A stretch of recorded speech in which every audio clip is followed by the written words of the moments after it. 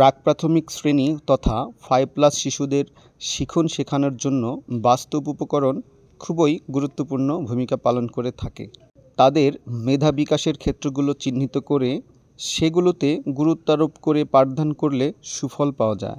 ছোট্ট সোনামণিদের মেধা বিকাশের ক্ষেত্রগুলোর মধ্যে অন্যতম হচ্ছে সামাজিক ও আবেগিক, বিজ্ঞান ও প্রযুক্তি, ভাষা ও যোগাযোগ, পরিবেশ ও জলবায়ু, সৃজনশীলতা ও নান্দনিকতা, মানসিক স্বাস্থ্য ও সুরক্ষা, মূল্যবোধ ও নৈতিকতা, গণিত ও যুক্তি, শারীরিক ও পেশিজ কার্যক্ষমতা। শিশুর মেধা বিকাশের এই 9টি ক্ষেত্র একটি অপরটির সাথে গভীরভাবে সম্পর্কযুক্ত। শিশুর অভিভাবকগণ প্রায়ই অভিযোগ করে থাকেন তার সন্তান পড়া বোঝে না, অথচ শিশুর পাঠ বোধগম্যতা অর্জনের জন্য এই 9টি ধাপ অনুসরণ করছি কিনা তা আমরা খেয়াল রাখি না।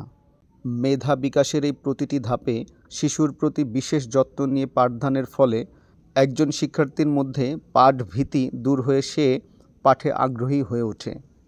আমি মনে করি এসব ক্ষেত্রগুলো যথাযথ প্রয়োগের মাধ্যমে একটি শিশুর পরিপূর্ণভাবে মেধা বিকাশ ঘটানো সম্ভব। ভিডিওটি সম্পর্কে আপনার মূল্যবান পরামর্শ অথবা মতামত জানাতে পারেন। সকলকে ধন্যবাদ।